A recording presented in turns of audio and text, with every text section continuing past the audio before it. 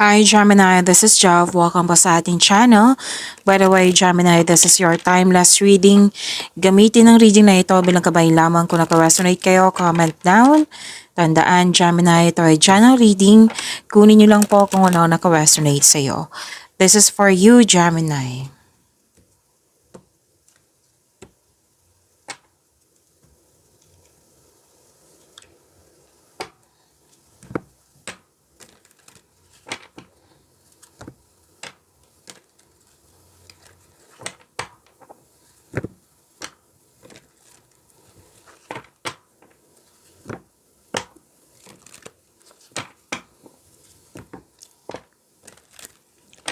Para po ito sa iyo, Gemini.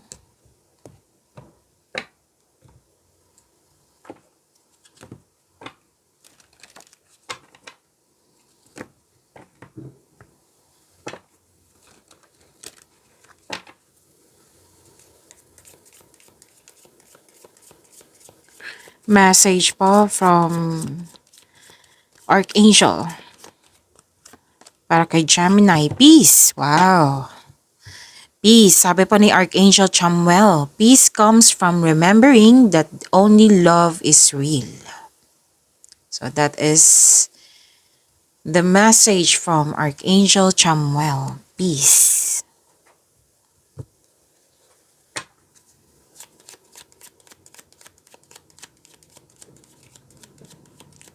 Maraming salamat po sa inyong patuloy na suporta, sa mga nag-donate, sa mga hindi nag-skip ng ads, maraming salamat po.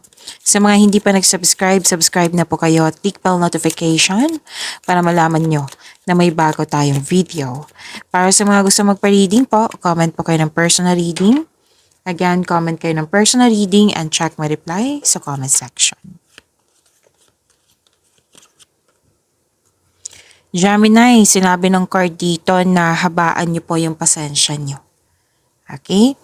At magtiwala sa inyong sarili, magtiwala sa inyong talino, magtiwala sa inyong experience. Yan, so habaan din ang pasensya.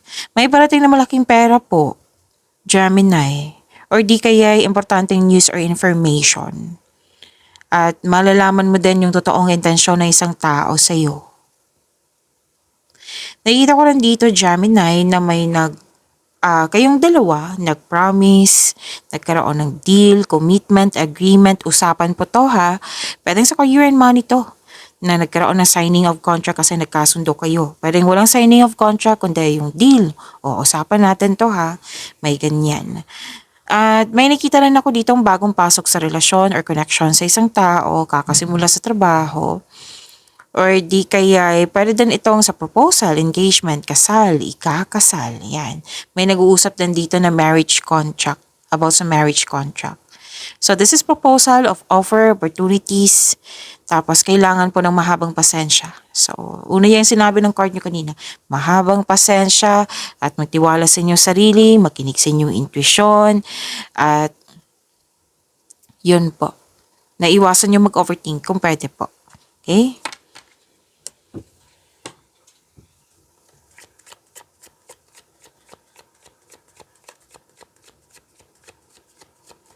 Energy po ni Gemini.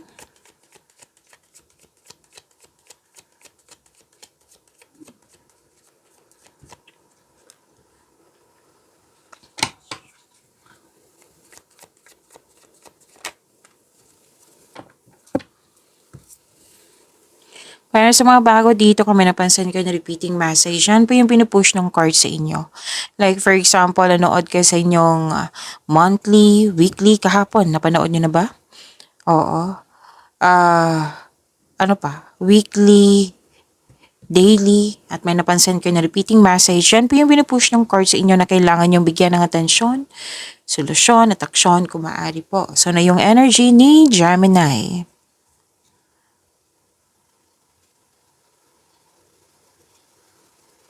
Okay. Kung may opportunity sa inyo, pag-isipan nyo ng mabuti. Okay? Kasi, may nakita ko dito natagalan ka sa pagbalanse, kung tatanggapin mo ba or hindi.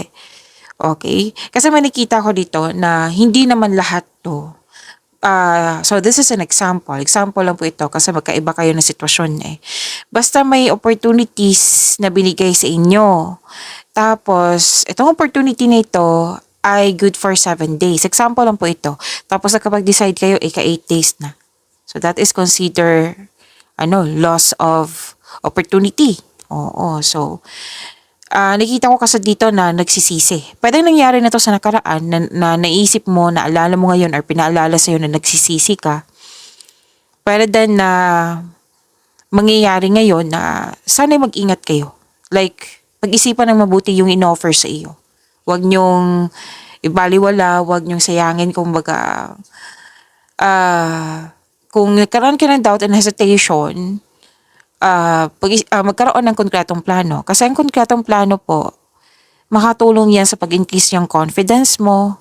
Kasi may nakita ko fear dito, doubt, hesitation. Kaya nagkaroon ng delay, which is sinabi dito. Kailangan nga ng mahabang pasensya, magtiwala. Di ba sabi ko kanina, magtiwala sa inyo ang king talino. Kasi matalino si Gemini eh. So, wag lang kayo magpatalo sa overthinking or overanalyzing. Okay? So, kailangan balansehin para hindi siya mawala yung binigay na offer sa iyo. Again, this is about your energy. Pwedeng sa personal life to, pwedeng sa love and romance, pwedeng din sa career and money. Okay? And pwede din naalala mo to. Most likely naalala to na nagsisisi. Pero huwag kayong mag-alala. Kasi sinabi naman ng card dito na don't worry, may parating na new direction sa iyo, sa inyong buhay. Okay?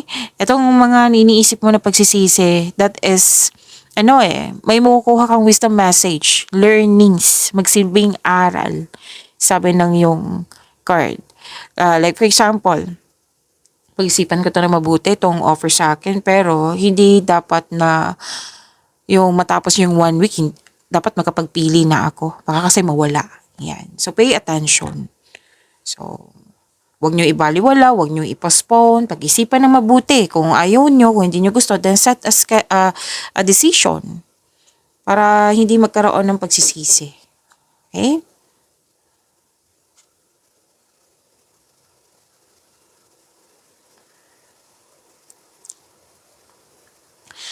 Okay. Nakikita ko dito na may bagong pasok sa relasyon. Yung sinabi ko kanina dito na nag-clarify. Tandaan nyo?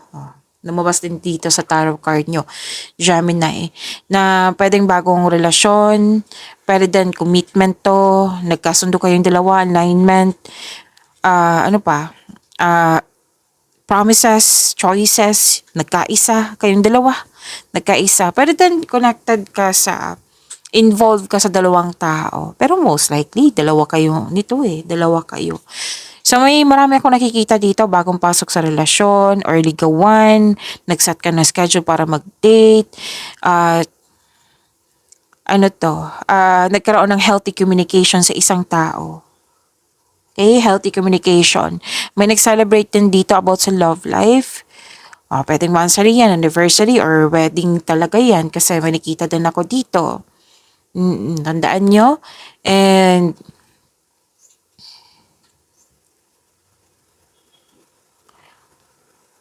okay, the couple is divinely guided. Yan yung sinasabi dito. The couple is divinely guided, pwede din sa partnership to sa negosyo or sa trabaho. Pwede din sa love and romance kasi energy to Basta, kayong dalawa, divinely guided kayo. Okay? At pwede may nabuong anong tawag nito? Business partnership, teamwork, nakipag-teamwork sa'yo, nakipag-teamwork ka, nakipag-teammate. Tapos gustong-gusto mo yung mga ginagawa mo dyan. Like for example, sa career and money to. Gusto mo yung mga ginagawa mo dyan kasi nagbibigay to ng financial stability sa'yo.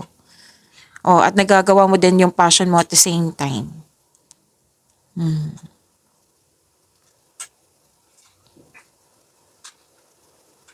Okay, may sinabi ang card nyo dito kailangan ko itong i-share sa inyo. Sabi kasi to, nag-iisip ka Gemini na bakit nagugustuhan ako ng taong ito? Ano bang na meron sa akin? Kasi nakikita ng taong ito, nakikita niya sa iyo, yung mahal na mahal mo yung sarili mo. Yung itong taong to, hindi siya toxic. Mahal na mahal niya yung sarili niya. Marunong magbalanse sa kanyang emotion. Kasi nga, mas pinahalagahan mo yung sarili mo. Yan yung sinabi ngayon. Okay?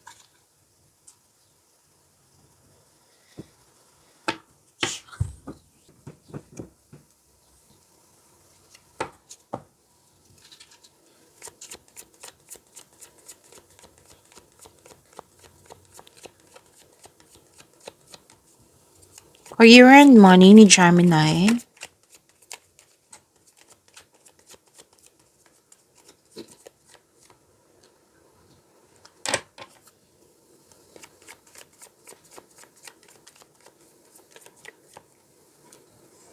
Ang ganda na naman dito.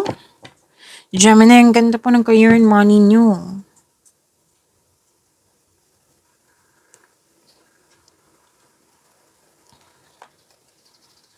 Kailangan kong uminom ng tubig, sakit lang po.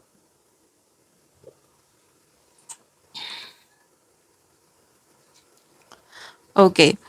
Fulfillment sa pangarap. This is wealth eh. Wealth, nagkaroon ng time sa family or sa group of people. Inheritance din po ito. This 2 cards. Oo, nagsabi kasi dito is completion of cycle. Maaring makatanggap kayo ng mana or pensyon or retirement o masaganang ani ng buhay. So, claim niyo po, ang ganda. Actually, 2 card, ang ganda po. Nag-spend time ka sa grupo ng tao, sa family, nag-save ka. Naging hard worker ka kasi gusto mo mag-save ng malaking pera. Hindi lang to para sa iyong sarili, Gemini. Para to sa kapwa mo, sa pamilya mo. May suportahan kang isang specific person. Kaya ka naging hard worker. May plano kayo ng pamilya mo na magbuo ng family business, ang ilan sa inyo? Or di kaya very full supportive, okay? Full support yung family mo or group ng people sa plano mong sa inyong career and money. Ang ilan sa inyo may alok na negosyo, business partnership with close friends. So, negosyo din to, partnership din to. Andito din yung partnership. So, nag-clarify, 3 card po nagsabi dito. Naging hard worker ka kasi gusto mo rin na magkaroon ng property. May nakita akong property dito. And please know that this group of people are very supportive sa iyo. I believe this is your family, Gemini. Tapos, may nakita ko dito, Gemini, nag-gather ka ng factual information. May mga kausap ka dito, mga wiser, mentor, life coach, elders. May nakita kong ganyan. Mga kausap mo. Makatulong sila sa inyong career and money. Isa sila sa dahilan na makatulong sila sa iyong career and money. So, claim niyo po, ang ganda nito. Gemini.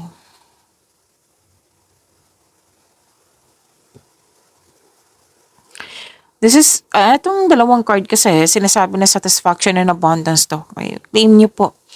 Malapit mo nang matapos or natapos mo na kung kailan nyo ito napanood. Kung ano itong ginagawa nyo.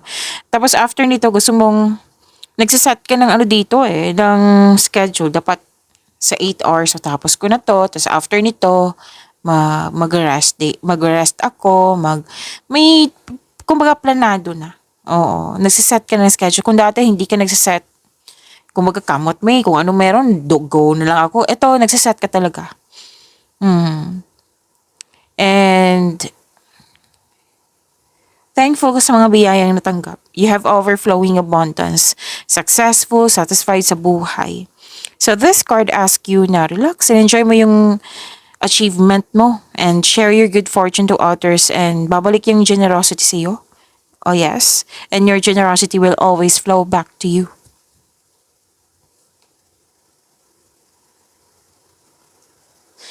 So, may natapos ka ha, mga gawain, pwedeng project to. Sobrang saya mo. Satisfied ka sa completion na ito. 2 card mismo nagsabi niyan. Tapos, expect a recognition for a job well done. Oh, may nakita kong promotion. Ito na naman si Miss Job. May promotion na naman eh. Tanggapin nyo kung gusto nyo. Kung ayaw nyo, then ibigay nyo po sa iba.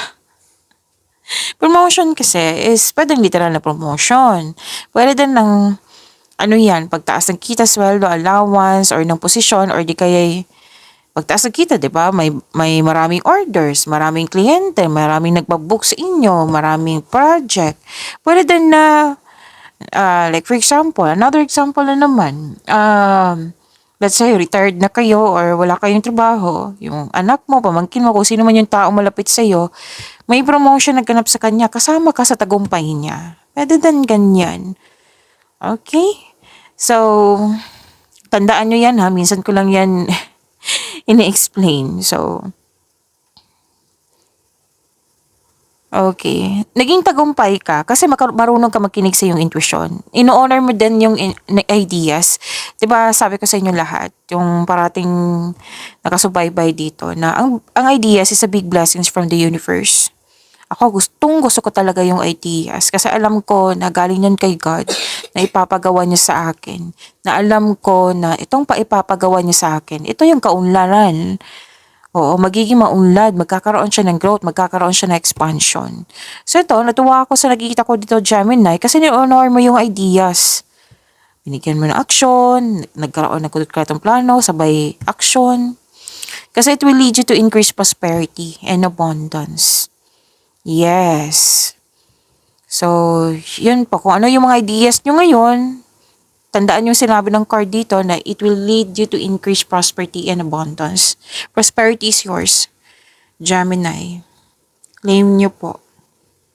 Okay, satisfaction and abundance. Kitang-kita ko yung happiness mo dito.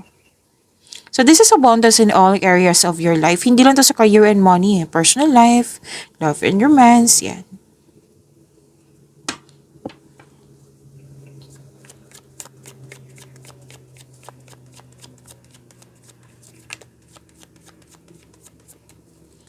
Love life, self-love, partnership, and romance ni Gemini.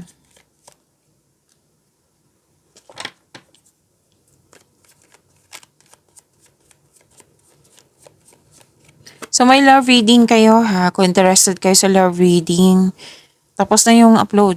After nun, magkasunod lang po sila. Kung hindi mo mahanap, nasa channel natin. Scroll mo lang. Hanapin niyo po sa channel natin. Okay.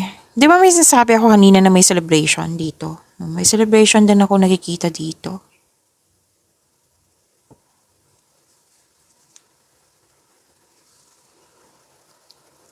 Celebration, togetherness. Pwedeng community ito. Maraming ginagawa. Grupo ng tao. Okay. Actually, itong grupo ng tao, itong togetherness talaga. This is also means a stress reliever. Opo. Sa mga single, maaari magkatagpo ka ng new partner through friends. Pwede sa celebration ng mga friends mo ha. Yan. At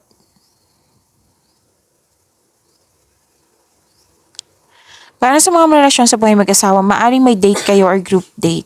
Kasi may nakita ka, kanina pa to monthsary, anniversary, or any kind of celebration, achievement.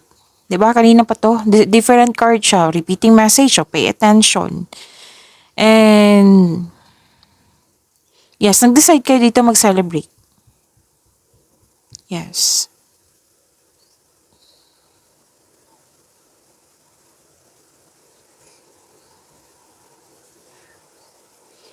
May ilan sa inyo kakapasok lang ng relasyon, which is nag-clarify din dito. 'Di ba?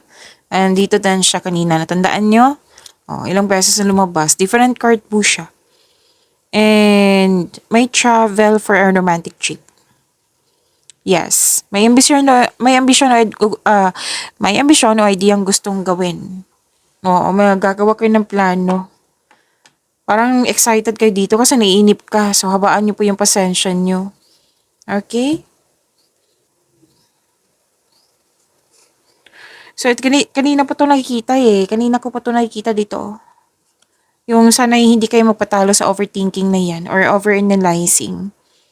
Kasi it will create blockages kasi. Kung pwede po na, sige, let's say nag-overthink na kayo, na over-analyze kayo ngayon. Kailangan mo ng freedom, kailangan ng recovery. How to stop overthinking or overanalyzing? Time reflection, mindfulness cues, bigyan ng solusyon. Kung hindi pa kaya, then change the channel. Kung confident kayo or what I meant is comfortable kayo na may kausap, then do it. Kung ayaw nyo nang may trust issue kayo, then journal or diary. Pakawalan mo yung sarili mo. Kasi pwedeng feeling trap ka eh. Di ba sinabi ko yan kanina dito? Na feeling trap ka sa mga nangyari sa nakaraan. Pwedeng hindi ka nagustuhan sa nakaraan. Like sinabi sa'yo, nagawa sa'yo, na hindi mo nagustuhan. Na pwede din na you are feeling trapped sa isang sitwasyon, sa isang tao or sa isang bagay na gusto mong umalis, pakawalan pero ayaw mo. Okay, so this card asks you to allow yourself to experience love again. Mas nakikita ko dito sa mga single na kailangan mong magkaroon ng freedom, kailangan magkaroon ng recovery. Okay, at huwag kayong mag-alala kasi may nakikita naman ako ditong sinabi ng card mo na magkakaroon siya ng realization, magkakaroon siya ng awakening. May ma-realize ka, ganito pala. Kaya pala nahihirapan ako sa pagtanggap or nahihirapan ako sa sitwasyon kasi ganito. 'Di ba may sinabi kanina na may wisdom message, may matutunan kayo. Kaya magkakaroon siya ng self-assessment eh. Single ka man, may relasyon sa buhay mag-asawa. Kung may conflict kayo sa isang tao, accept your mistakes as well sa person na ito so you can successfully let the past go. And Gemini, parati ko itong nakikita sa inyo na may balak talagang bumalik yung dating tao na malapit sa iyo. Pwedeng ex mo, pwedeng kaibigan din. Basta malapit to dati sa iyo. What I meant is, nagkaroon kayo ng malapit to sa iyo, pero nagkaroon kayo ng loss of connection. Tapos ngayon, may balak siya na gusto niya makipag-reconnect sa iyo, maghumingi ng tawad, mag-put ng closure. Kung kaya na, so seek forgiveness in order to move forward. Okay? So, magiging okay din ang lahat. Pag-imanin niyo po yung blessings sa binigay sa inyo, Gemini. See you tomorrow. Maraming salamat.